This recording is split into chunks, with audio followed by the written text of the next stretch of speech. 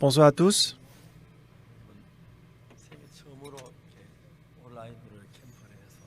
C'est ma première fois de faire le camp d'été en ligne.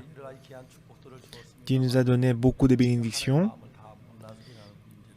Il y a beaucoup de problèmes qui viennent parce qu'on ne connaît pas le cœur de Dieu. Et la Bible nous a expliqué ça précisément. Alors si on comprend le cœur de Dieu un petit peu dans la Bible, la joie de Dieu et le bonheur de Dieu deviendra la nôtre et le nôtre. À travers le camp d'été, j'espère que ça vous donnera beaucoup de bénédictions et que vous allez demeurer dans l'amour de Dieu. Tout d'abord, nous allons lire. Nous allons voir Éphésiens chapitre 2.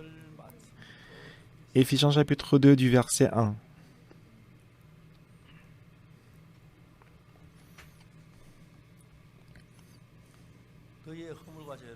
Vous étiez morts par vos offenses et par vos péchés, dans lesquels vous marchiez autrefois selon le train de ce monde, selon le prince de la puissance de l'air, de l'esprit qui agit maintenant dans les fils de la rébellion.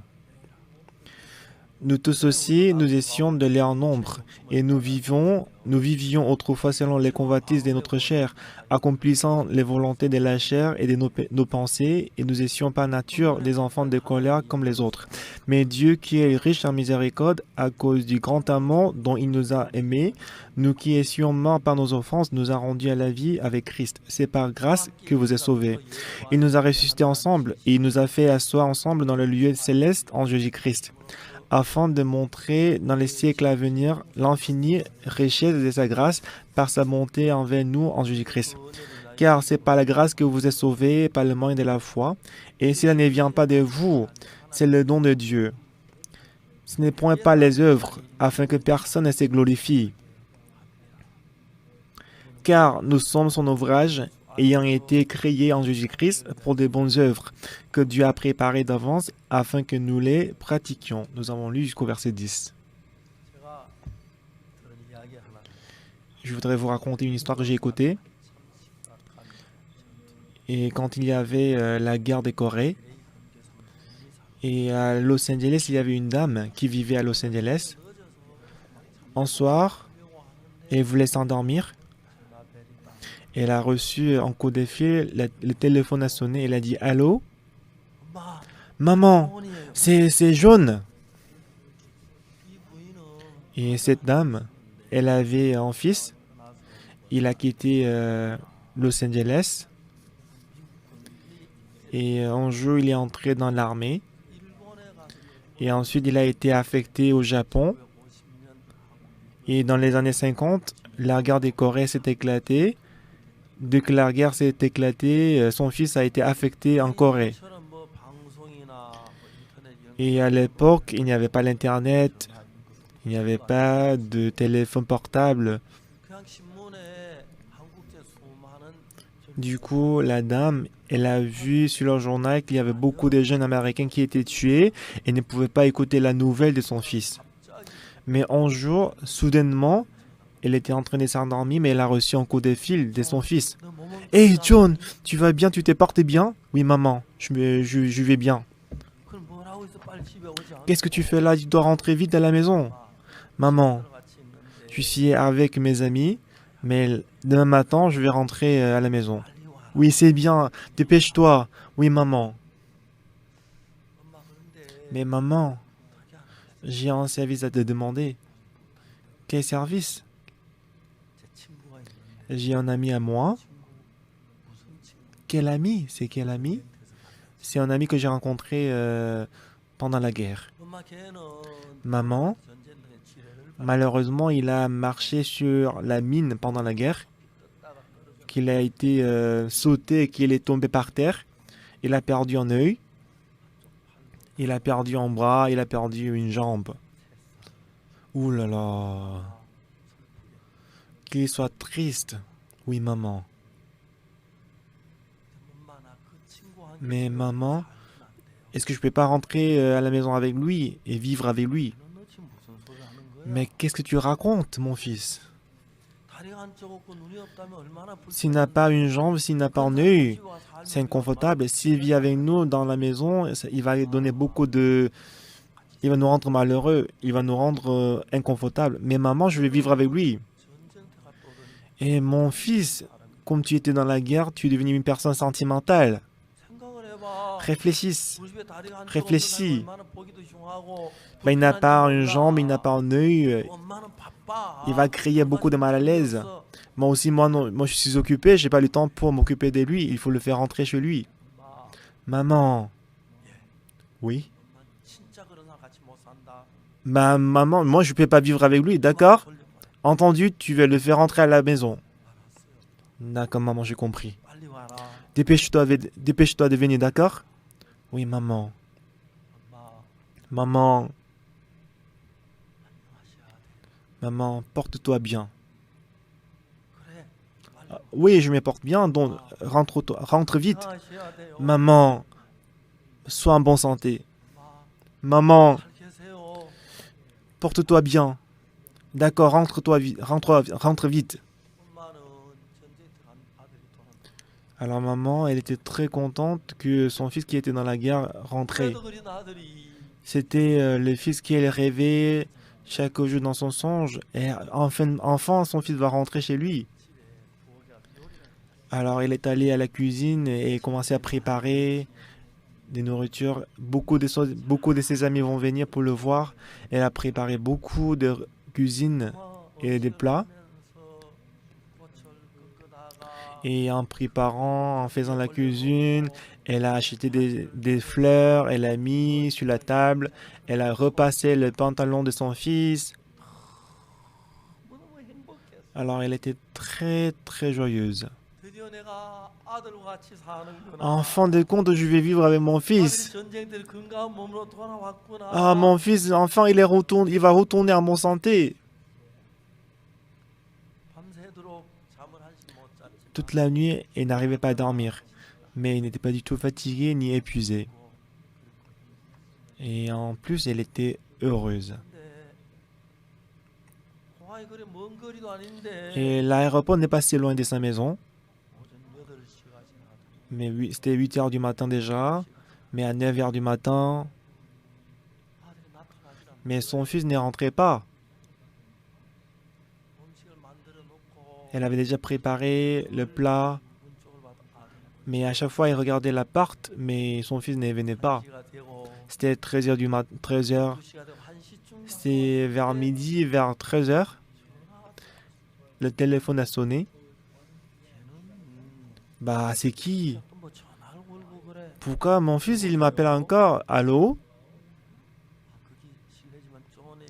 Excusez-moi, c'est la maison des jaunes. Oui. Vous êtes qui à l'appareil? Bah, excusez-moi, vous êtes la mère des jaunes, c'est ça? Oui.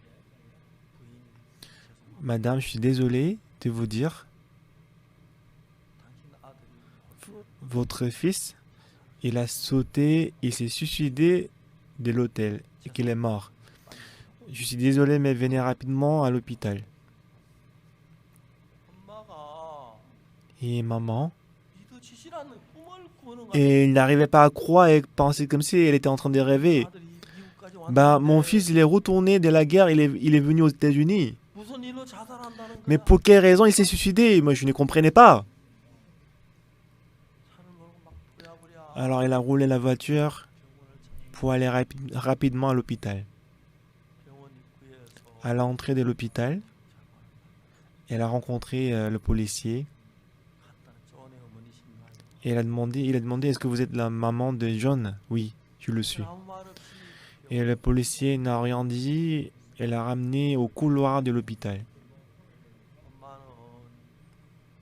Maman, maman a suivi le policier,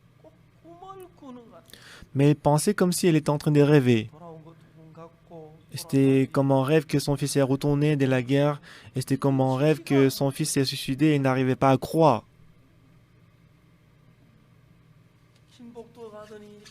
Après avoir marché un petit moment dans le couloir, ensuite le policier s'est arrêté devant une porte, il a ouvert la porte, il est entré. Même la mère, elle est entrée dans la chambre. Et dans la chambre, il y avait un lit sur lequel il y avait un enquêté couché et que cet homme était couvert dans drap blanc. Alors le policier, il a pris en bout de l'étoffe, il commençait à enlever la couverture. Et la maman, elle était complètement choquée. C'était sûr que c'était son fils. C'était certain que c'était son fils, John. Cependant, son visage était rempli de cicatrices, blessures qu'il n'avait pas un œil. Il n'avait ni une jambe, il n'avait ni un bras. Alors maman, elle a saisi le cadavre de son fils. Elle commençait à pleurer en criant. John! John!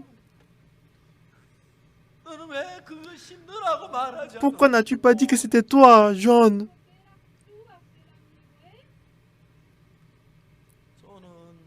John, il était envoyé immédiatement à la guerre de Corée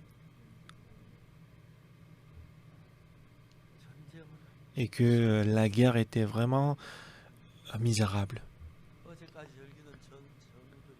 Les camarades avec qui il était jusqu'à hier, ils mouraient aujourd'hui.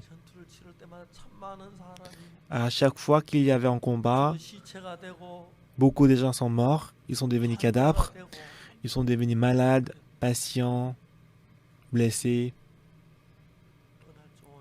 Un jour, John, il a pris part à la guerre, mais il a marché sur la mine.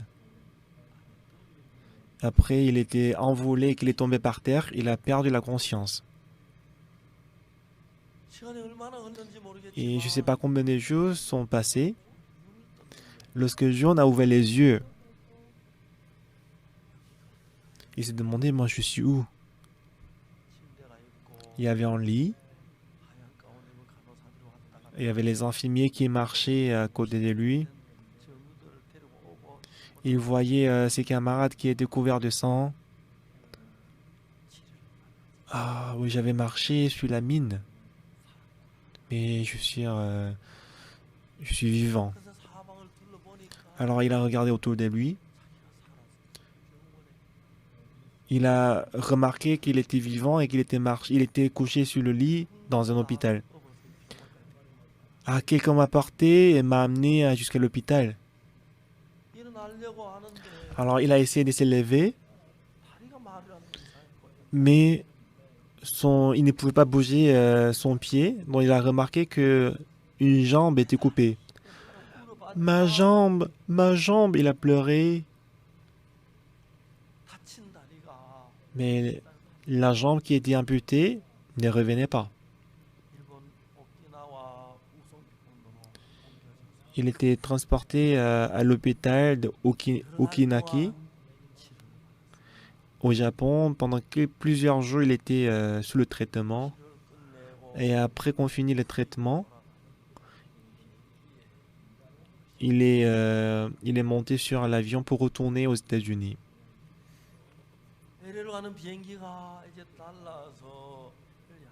Alors l'avion s'est envolé et que c'était en train de se diriger vers Los Angeles. Il était assis sur le siège, il réfléchissait.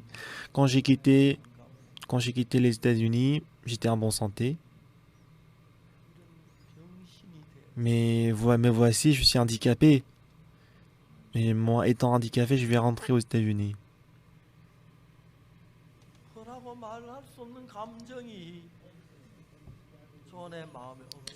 Une émotion inexprimable, enfin inexprimable est entrée dans son cœur. Alors il est retourné à la réalité. Alors John, il a réfléchi profondément.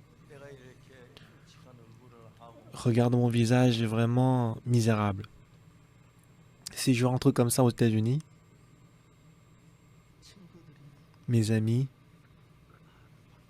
Est-ce que mes amis ils vont m'accueillir? Regardez mon visage très cruel. Je n'ai pas ni jambes, ni bras, ni œil. Il ne pouvait rien dire.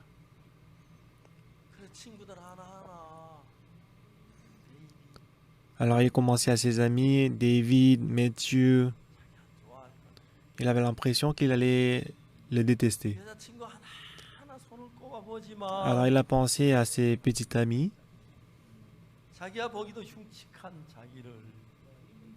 Alors lui-même, il se voyait très moche. Il ne savait pas comment il devait agir.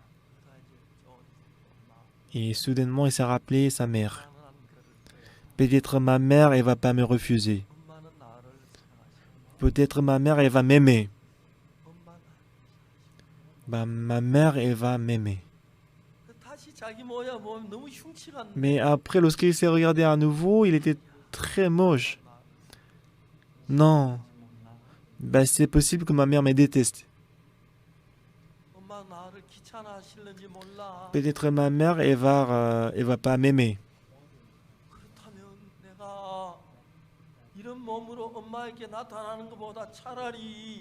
Au lieu d'apparaître devant ma mère comme ça, vaut mieux de ne pas apparaître devant ma mère. Alors John, il voulait connaître le cœur de sa maman. Dès que l'avion a atterri dans l'aéroport de Los Angeles, il a cherché le téléphone public et qu'il a appelé sa mère. Maman, c'est John. Comment tu vas, maman? Ah, tu vas bien? Tu es en bonne santé? Oui. Et ensuite, il a demandé à sa maman, maman, j'ai un ami. C'est quel ami? C'est un ami que j'ai rencontré pendant la guerre. Mais cet ami, il a marché sur la mine. Il a perdu un œil, il a perdu un bras, une jambe. Oh là là, qu'il soit triste. Oui, maman. Mais maman, est-ce que je ne peux pas vivre avec lui toute ma vie? Maman, il faut que je vive avec lui toute ma vie. Maman, permets-moi de vivre avec lui toute ma vie. Mais, mais la voix qu'elle a entendue par téléphone, elle était très froide. Mon fils, tu es devenu une personne sentimentale et émotionnelle. Réfléchis.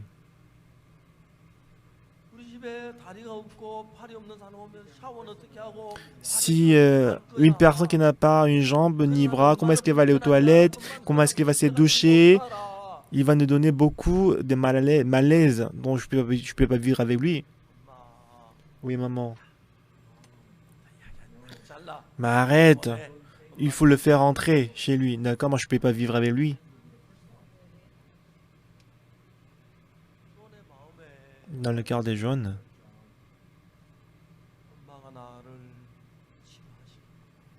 il avait l'impression que sa maman allait le détester. Ah, maman, elle va me considérer très inconfortable. Peut-être elle ne voulait pas, elle ne voudrait pas vivre avec moi dans ces continents très larges. Il n'y a personne qui m'accueille. Pourquoi est-ce que je dois vivre dans ce monde?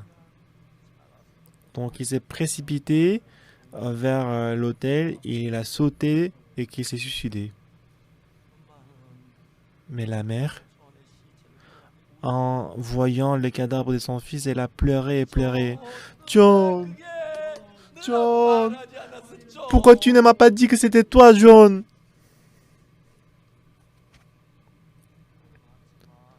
Elle a pleuré, mais son fils ne retournait pas à la vie.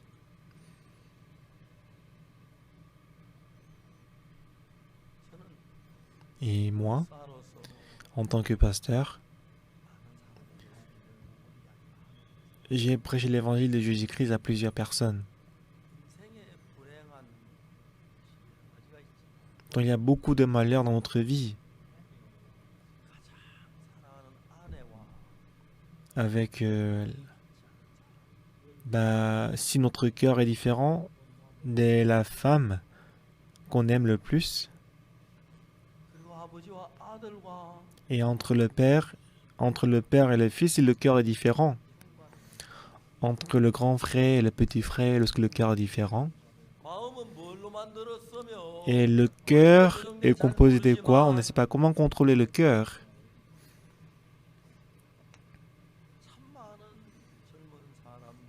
Beaucoup de jeunes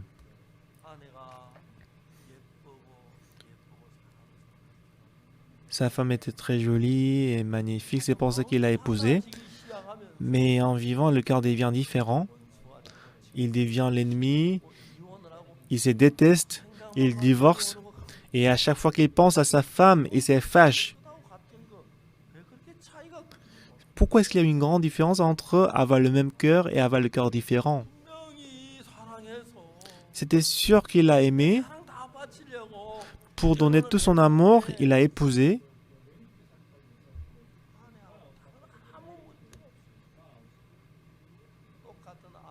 C'est toujours la même femme, c'est toujours le même mari. Mais il y a beaucoup de problèmes qui arrivent parce que le cœur est différent. Ces problèmes vraiment graves. Et moi, je suis pasteur dans l'église.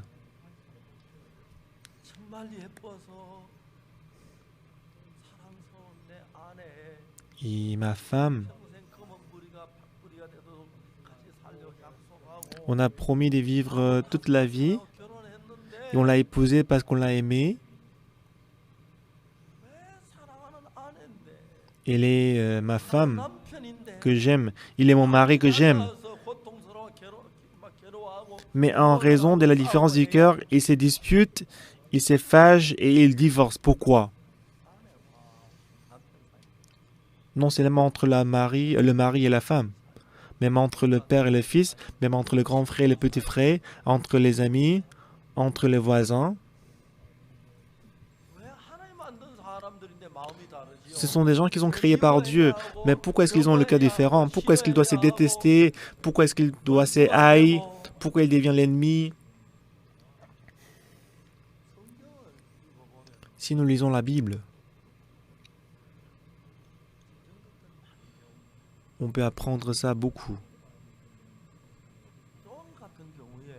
Le cas de John. Mais moi, quand j'ai écouté l'histoire de John, j'ai beaucoup réfléchi dans mon cœur. Maman, c'est John. Je viens d'atterrir à l'aéroport de Los Angeles. Avant, tu t'es porté bien? Oui, maman. Moi, je vais bien, maman. Mais ne sois pas déçu. J'ai marché sur une mine. J'ai perdu un œil, j'ai perdu un bras, j'ai perdu une jambe.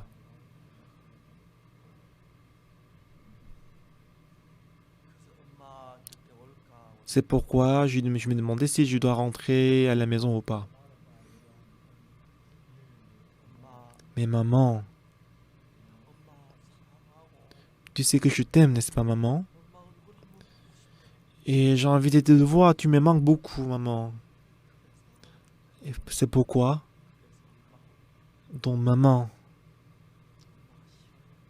même si tu me détestes, moi j'ai décidé d'aller te voir. Maman, ne me déteste pas parce que je n'ai pas le pied. Même si je n'ai pas un œil, je n'ai pas un bras, ne me déteste pas, ma mère. Parce que dans ce monde, il n'y a que toi, ma mère, que j'ai. Ma mère, accepte-moi. Maman, je suis handicapé, je suis handicapé, je suis malade. Mon fils, qu'est-ce que tu racontes, mon fils? Tu t'es sacrifié pour la paix de la Corée, pour la liberté de la population coréenne. Tu as perdu ton œil, tu as perdu ton bras, tu as perdu ta jambe. Tu es ma fierté, mon fils. Tu es ma fierté, mon fils. John,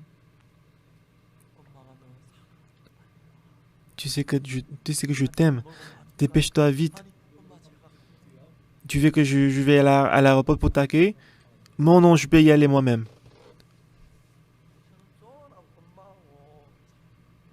Bah, j'ai imaginé cette situation entre la mère et le John, le fils.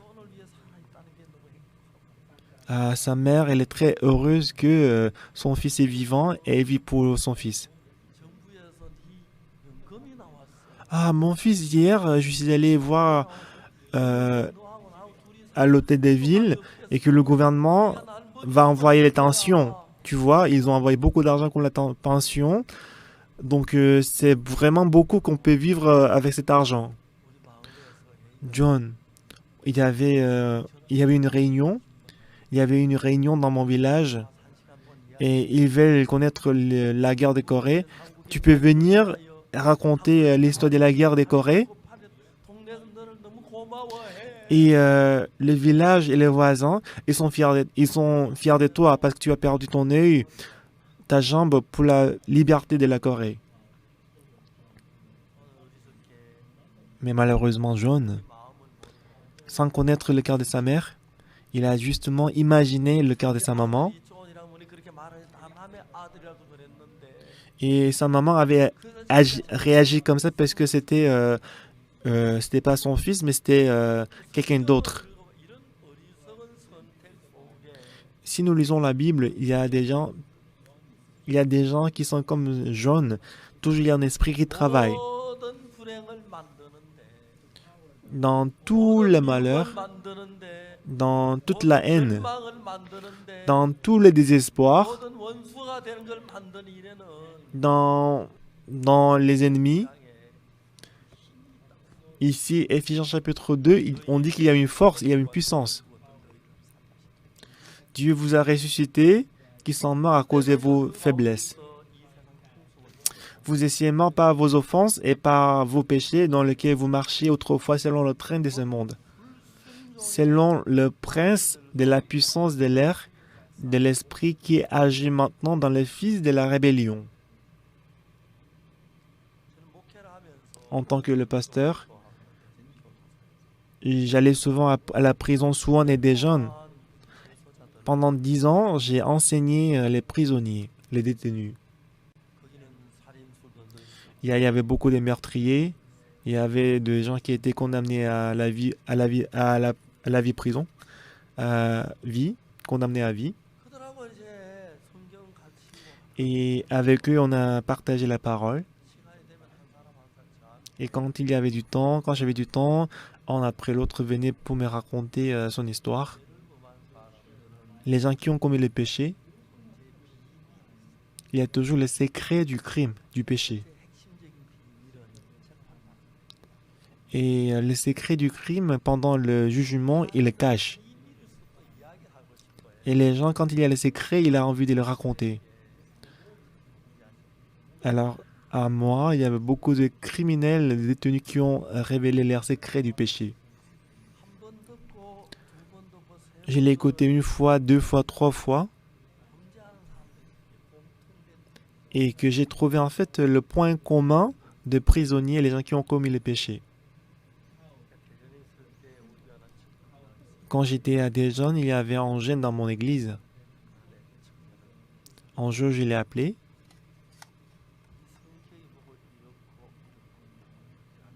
Et je lui ai dit que quand je vois ton caractère, tu es comme ça et comme ça. Si tu gardes ces caractères, il y a une autre possibilité que tu vas en prison. Puisque les gens qui sont allés en prison, ils avaient ces genres de pensées, ils avaient ces genres de caractères. Et ces jeunes, pendant 30 ans, je lui ai expliqué sa personnalité. Et je lui ai dit que tu as une autre personnalité, tu as une autre possibilité que tu vas en prison. Il était complètement choqué. Il m'a dit, pasteur, qu'est-ce que je dois faire? Il a soudainement changé son cœur. Maintenant, il est marié, il fait ses affaires. Au départ, c'était un peu difficile les affaires, mais ça va bien maintenant.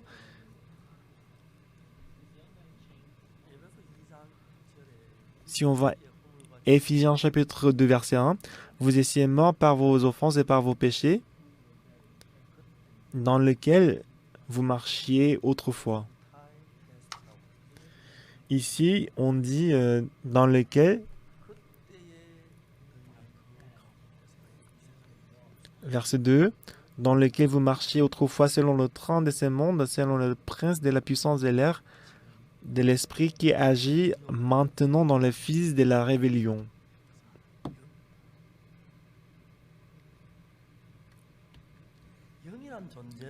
Donc l'existence de l'esprit, ça se voit pas, c'est pas voyant, c'est pas visible, mais cet esprit-là travaille énormément dans le cœur. Qu'est-ce que la Bible dit? Dans lequel vous marchiez autrefois selon le train de ce monde, selon le prince de la puissance de l'air, de l'esprit qui agit maintenant dans les fils de la rébellion.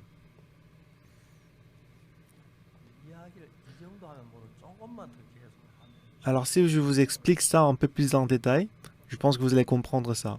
Ok? Et face à une situation,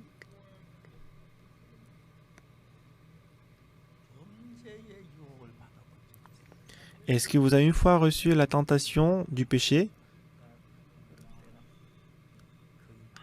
Je pense que beaucoup de fois vous êtes tenté de commettre le péché, n'est-ce pas?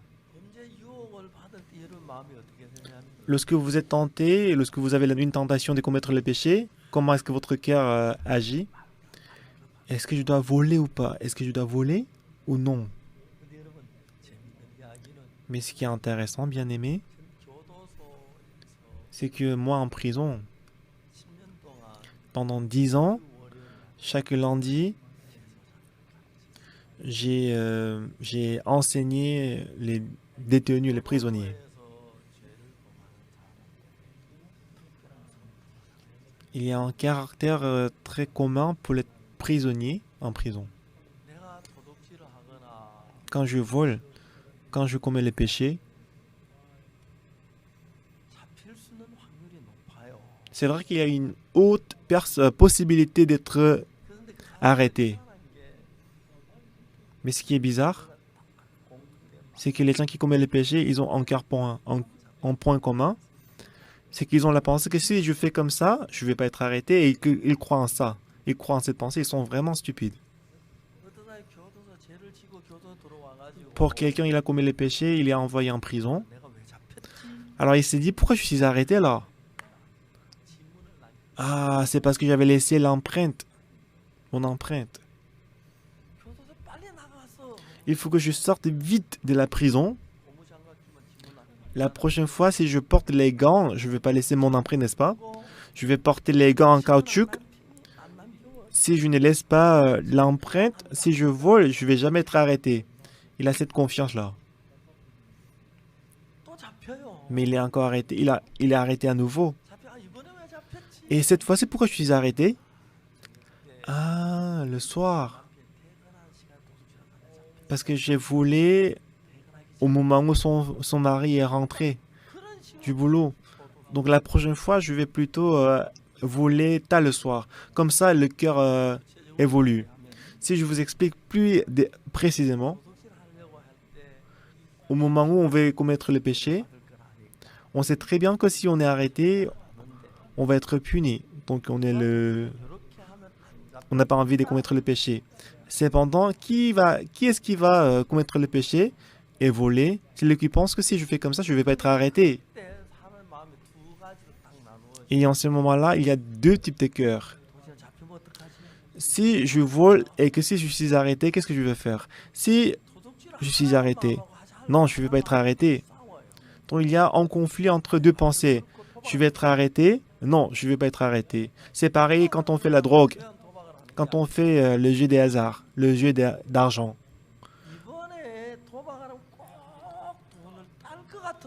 Celui qui fait le jeu des hasards, le jeu d'argent, il pense comment?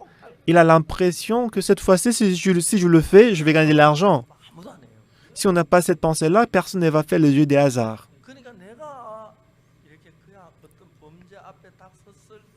Quand je me trouve devant un crime, un péché, c'est certain qu'il y a un conflit entre deux pensées. Il faut voler. Non, il ne faut pas voler. Tu dois voler, tu ne dois pas voler.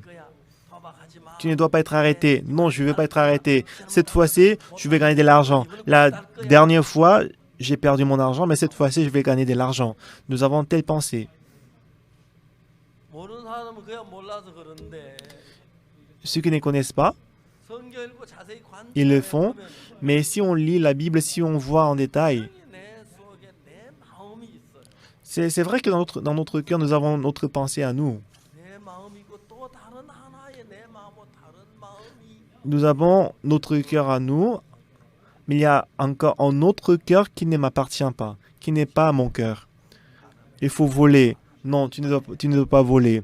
Commettre l'adultère. Non, je ne dois pas commettre l'adultère. Faire la drogue. Non, je ne dois pas faire la drogue. Ah, je ne dois pas faire la drogue. Je ne dois pas voler. Je peux être arrêté.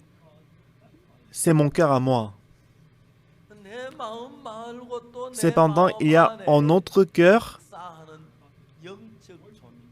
Et il y a une existence de l'esprit. Il y a un esprit qui travaille dans mon cœur. Alors, si vous connaissez bien l'identité de cet esprit, vous pouvez mener une vie vraiment bénie. La plupart des gens dans leur vie,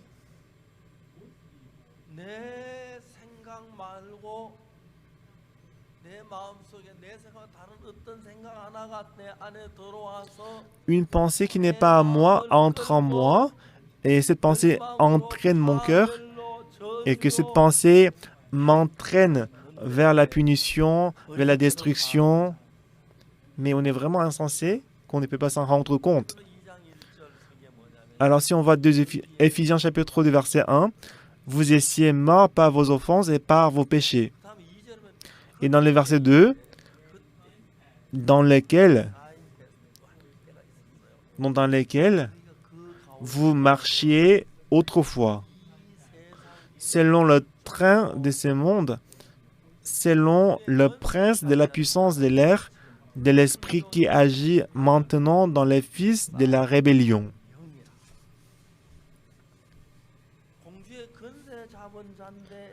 C'est le prince de la puissance de l'air. Ce n'est pas une existence, mais c'est un esprit. Et en général, l'esprit, le fantôme, le diable, ce n'est pas un objet. Même si ça existe, on ne peut pas le toucher. On n'est pas ni voix de nos yeux. Mais cet esprit-là, c'est merveilleux parce que cet esprit a une puissance de tirer l'attention de l'homme. Dans la plupart des gens qui deviennent fous, c'est à cause de le mauvais esprit. Et beaucoup de gens qui vont en prison, c'est à cause des mauvais esprits. Et tous les problèmes qui arrivent, il y a beaucoup de problèmes qui arrivent à cause de mauvais esprits. Et le mauvais esprit représente Satan. Par exemple, si on commet le péché, si on commet l'adultère, si on fait la drogue, si on fait le jeu des hasards,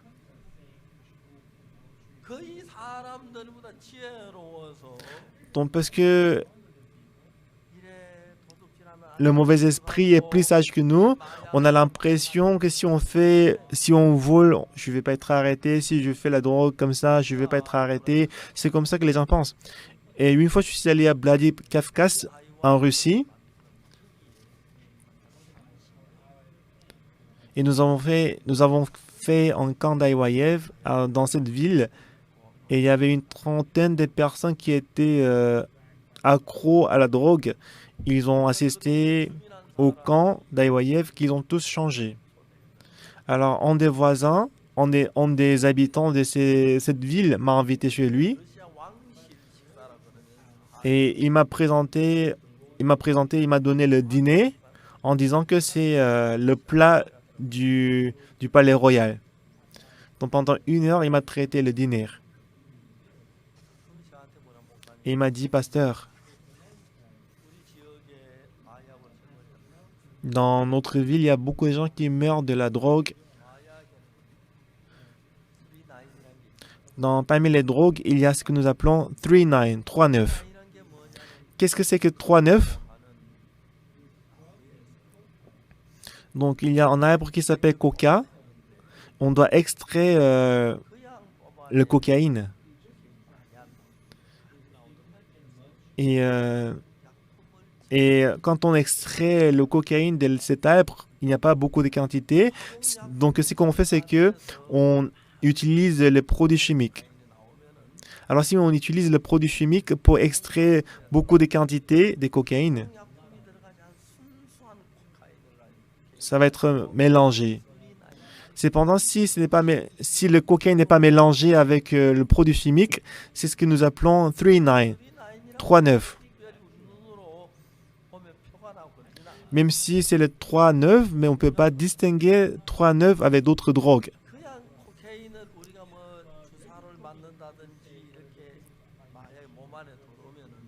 Alors en général, quand on prend le cocaïne, la drogue, dans notre corps, si c'est 3-9, puisque c'est très pur, ça va s'extraire par le pipi, par l'urine.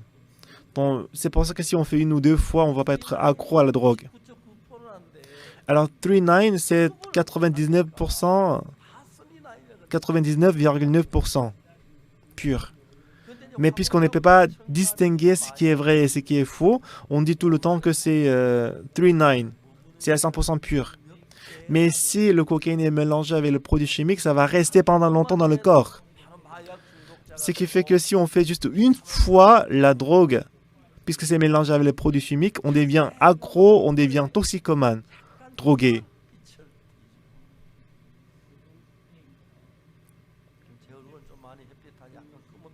Et quand on voit mon visage, c'est un peu noirci.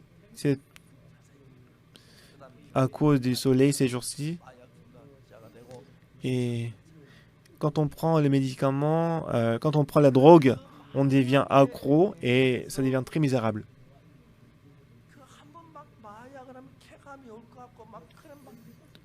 Vous savez qu'on a l'impression que si je fais la drogue, je vais être vraiment heureux, je vais oublier toutes les tristesses.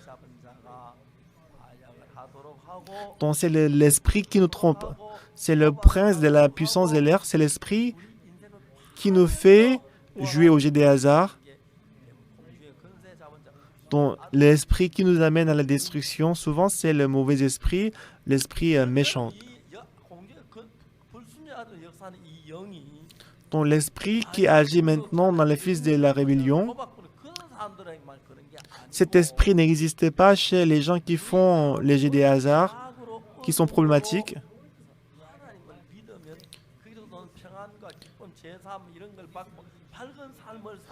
Quand on croit en Dieu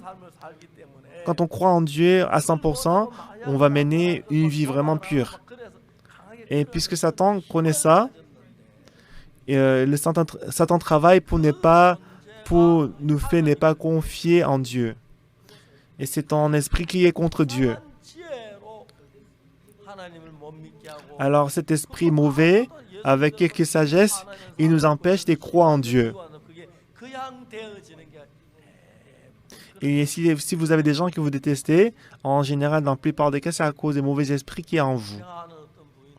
Il y a une dame que je connais, son mari est policier. Quand il va au boulot, dès le matin, il cause, elle discute avec le mauvais esprit. Et à son insu, elle discute avec le mauvais esprit. Il y avait une fille qui s'est vantée en disant que moi j'ai eu un petit ami tout récemment.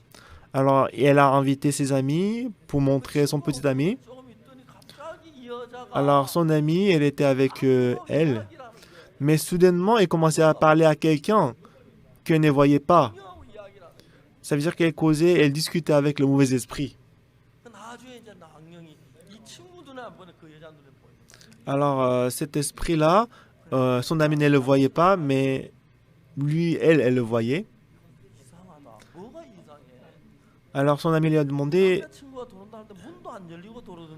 son ami lui a dit, en fait, elle a dit à son ami que, est-ce que tu as vu mon petit ami? Mais son ami lui dit, n'est-ce pas bizarre on n'a même pas ouvert la porte, mais il est entré sans ouvrir la porte. Ben, en fait, j'ai pas encore rencontré quelqu'un qui s'est suicidé parce qu'il est déjà mort. Mais la personne qui avait tenté de s'est suicidé et qu'il a échoué, quand j'ai discuté avec lui, je pouvais voir qu'à 99%, ils étaient conduits par le mauvais esprit. Et ces mauvais esprits, ils nous empêchent de croire en Jésus-Christ. Ils nous empêchent de croire en Jésus-Christ. Il nous fait tomber dans le péché. Et cet esprit nous conduit à la destruction. Ici on dit, vous étiez morts par vos offenses et par vos péchés, vous êtes ressuscités, dans lesquels vous marchiez autrefois selon le train de ce monde, selon le prince de la puissance de l'air, de l'esprit qui agit maintenant dans les fils de la rébellion.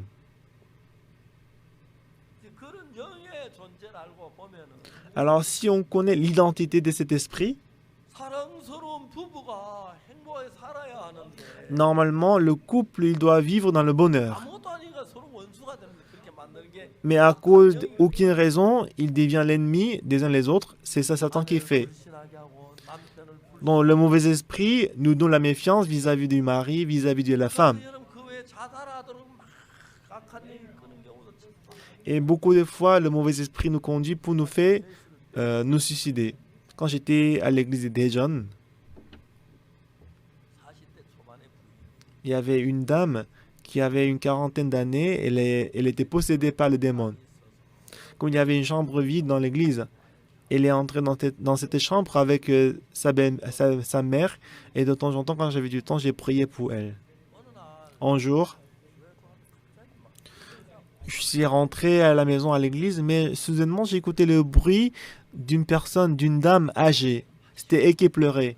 Donc je lui ai dit, ça fait trop de bruit, taisez-vous, taisez-vous. Elle dit, oh. Mais on n'a même pas envie d'écouter le pleur de l'enfant, mais à combien à combien de raisons? Le cri d'une femme âgée. Bon, je suis sorti de la chambre parce que je ne voulais pas écouter ces bruits. 3 jours après,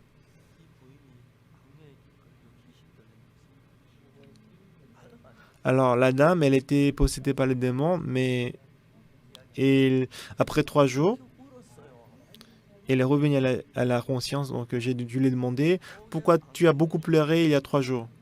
Elle a dit, dans son cœur, c'est que le mauvais esprit lui a dit, c'est que tu n'as pas encore reçu le salut, tu vas aller en enfer.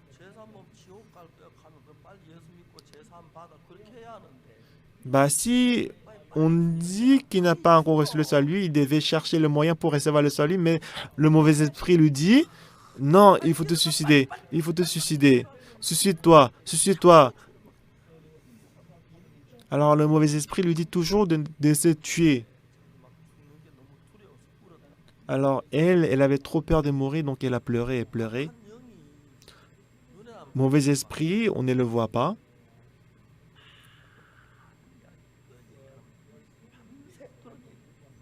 Alors si je raconte ces genre des choses, même si je passe toute la nuit, je ne peux pas tout raconter.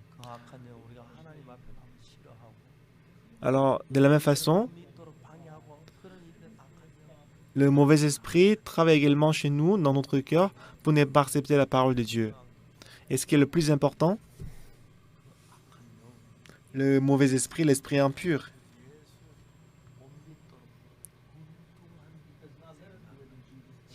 Il nous donne la mauvaise pensée, il nous donne des pensées erronées pour ne pas croire en Dieu. Aujourd'hui, beaucoup de gens ils vont à l'église. Et quand je demande pourquoi vous croyez en Jésus-Christ, il dit pour recevoir le pardon du péché et pour aller au ciel. Pourquoi Jésus-Christ est-il mort sur la croix?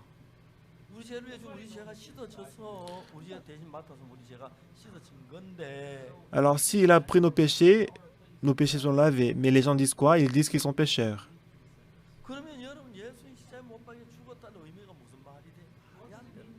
Donc, ça veut dire que Jésus-Christ il est mort sur la croix pour rien. Vous étiez mort par vos offenses et par vos péchés dans lesquels vous marchiez autrefois, selon le train de ce monde, selon le prince de la puissance de l'air, de l'esprit qui agit maintenant dans les fils de la rébellion. Verset 3, il y a un verset très important. Nous tous aussi, nous tous aussi, nous étions de leur nombre et nous vivions autrefois selon les convoitises de notre chair, accomplissant les volontés de la chair et de nos pensées, et nous étions par nature des enfants de colère, comme les autres.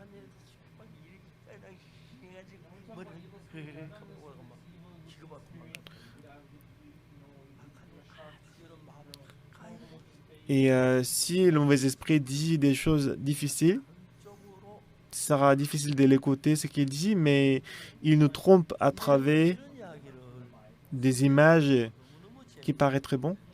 Donc, en tout cas, si on voit ces genres d'histoires dans la Bible, c'est très intéressant.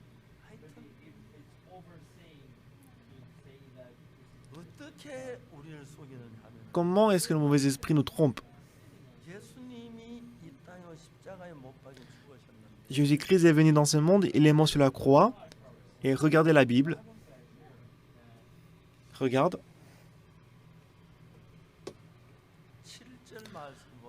Regardez verset 7. Regardez verset 7. Afin de montrer, nous allons lire du verset 6. Il nous a ressuscités ensemble et nous a fait asseoir ensemble dans le lieu céleste en Jésus-Christ. Nous allons voir verset 5. Verset 5. Nous qui étions morts par nos offenses, nous a rendus à la vie avec Christ. C'est par grâce que vous êtes sauvés. La grâce. La grâce est quelque chose que nous donnons sans recevoir le salaire. Aujourd'hui, beaucoup de gens sont trompés par le mauvais esprit et ils pensent qu'ils doivent bien agir pour recevoir le salut. Ils pensent qu'ils doivent donner la dîme, les offrandes, mais dans ce cas-là, ce n'est pas la grâce. Les choses qu'on doit faire pour recevoir le salut, c'est Jésus-Christ qui a tout fait. Jésus-Christ a déjà lavé tous nos péchés à notre place.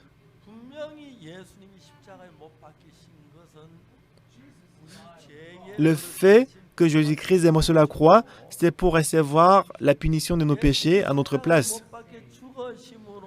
Et par la mort de Jésus-Christ, il a effacé et lavé tous nos péchés.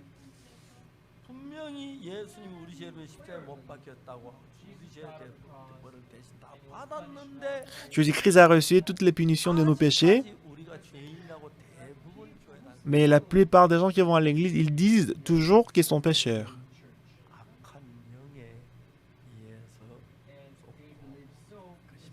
Donc c'est la tromperie de mauvais esprits.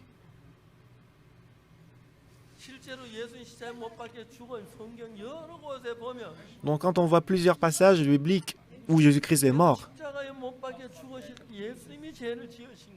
lorsque Jésus-Christ est mort sur la croix, ce n'est pas à cause de ses péchés qu'il est mort, mais il est mort pour nos péchés. Si on voit Matthieu chapitre 1, quand Jésus-Christ est né, quand on a dit « Tu enfanteras un fils, tu lui donneras le nom de Jésus, c'est celui qui sauvera ses peuples de ses péchés. » Donc, du coup, Jésus-Christ est venu pour nous sauver du péché. Comment? Il a reçu toutes les punitions de nos péchés. Donc, il est certain que Jésus-Christ, lorsqu'il est mort sur la croix, il est mort sur la croix certainement pour nos péchés. Il a versé le sang, il a dit « Tout est accompli ». Il a dit « Tout est accompli ». Mais aujourd'hui, beaucoup de gens ils vont à l'église, mais ils disent qu'ils sont pécheurs. C'est vrai que on a commis le péché. Bien qu'on ait commis le péché, mais si on paye le salaire du péché, on n'est plus pécheur, n'est-ce pas? C'est vrai qu'on a commis le péché, mais si on paye le salaire du péché, on n'est plus pécheur. Si Jésus-Christ a reçu toutes mes punitions sur la croix, je ne peux pas rester pécheur, je suis devenu juste. Mais dans la Bible, qu'est-ce qui est écrit? La Bible dit qu'on est devenu juste. Qu'on est devenu juste. Si on voit Romains chapitre 3, verset 23, tous sont péchés, sont privés de la gloire de Dieu. Et dans le verset 24, et ils sont gratuitement justifiés par sa grâce, par la mort de Jésus-Christ sur la croix à notre place, sans condition, sans salaire, par le moyen de la rédemption qui est en Jésus-Christ. Ici, Dieu, est-ce que Dieu il nous a dit que nous sommes justes ou pas? Il nous a justifiés, n'est-ce pas? Jésus-Christ, Dieu, il est juge. Pourquoi est-ce que Dieu a dit qu'on est juste? Ce n'est pas parce qu'on n'a pas commis le péché. On a commis le péché, mais Jésus-Christ a reçu toutes les punitions à notre place. Voilà pourquoi Jésus-Christ, Dieu nous dit qu'on est juste. Regardez verset 25. Romains chapitre 3, verset 25.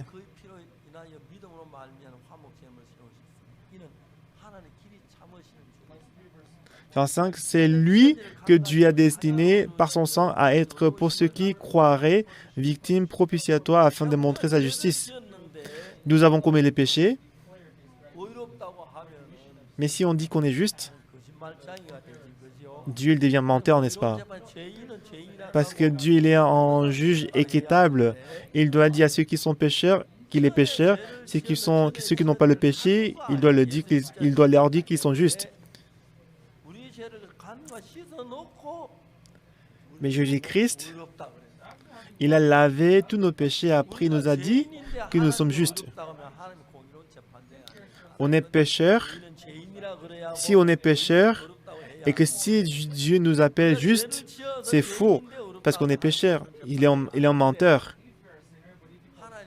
Cependant, Dieu, il est un juge équitable. Donc, si on est pécheur, il ne peut pas nous appeler juste.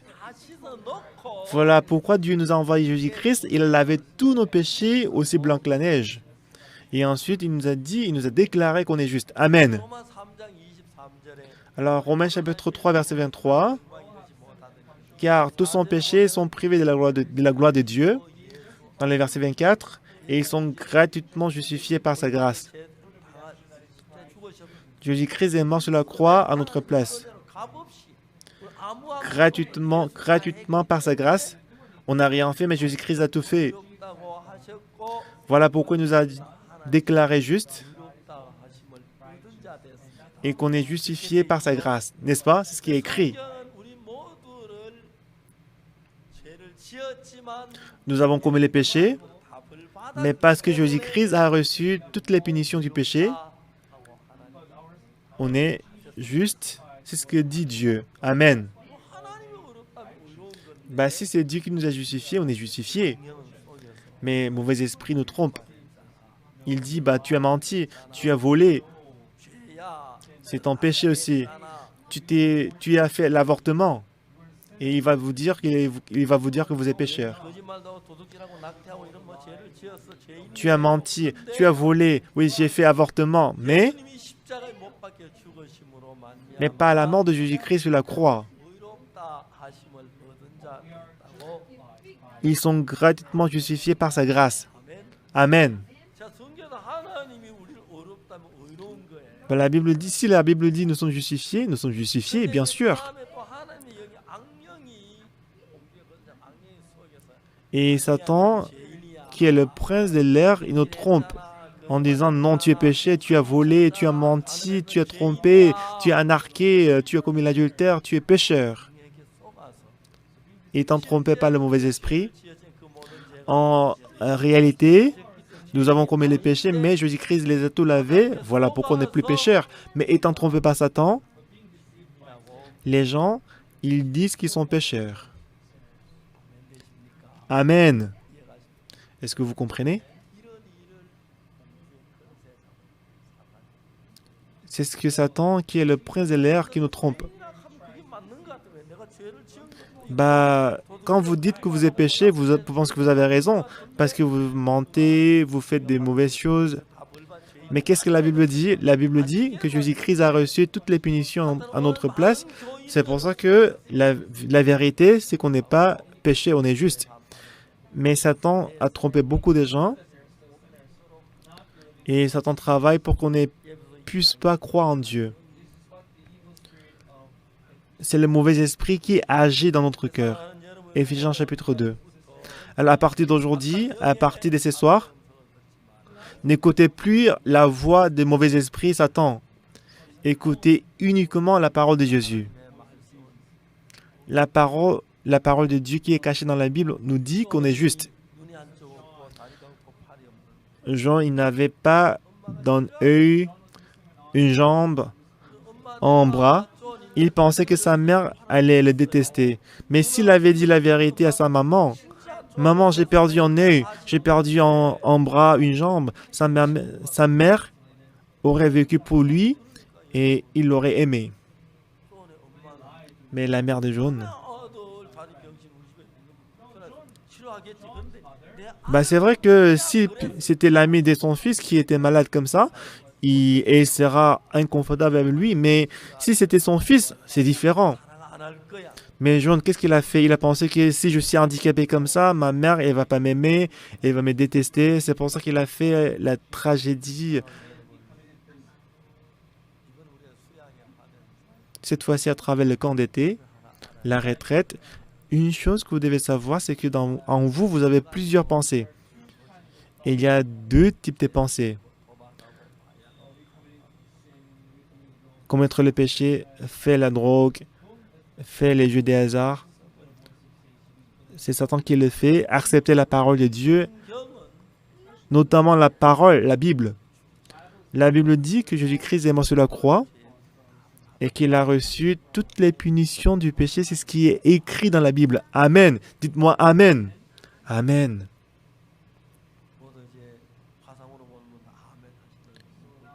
Donc, tout le monde me regarde en ligne. Dites-moi Amen. Dites Amen. Oui, Jésus-Christ est mort sur la croix. Il a effacé tous les péchés. On n'est plus pécheur. On est juste parce que les péchés sont lavés. Satan nous a trompés et qu'il nous rend pécheurs. Jésus-Christ il est mort sur la croix. Il a reçu toutes les punitions. Ne soyez plus trompés par Satan. Lisez la Bible. Par le sang de Jésus-Christ, tous nos péchés sont lavés. Croyez à la parole. En ce moment-là, vous recevrez la grâce et la bénédiction. Prions. Éternel Dieu Tout-Puissant, normalement, c'est nous qui devions être punis. Mais Jésus-Christ a reçu toutes les punitions du péché à notre place. Et Dieu nous a rendus propres. Et il nous a justifiés. Mais Satan nous a trompés. Il nous a trompés comme si on est toujours pécheurs. Et beaucoup de fois, on est trompé par Satan. C'est vrai qu'on a commis les péchés, mais on n'est plus pécheurs. Parce que Jésus-Christ a lavé et payé le salaire du péché. Ayant cette foi en nous, permets-nous de vivre dans le bonheur.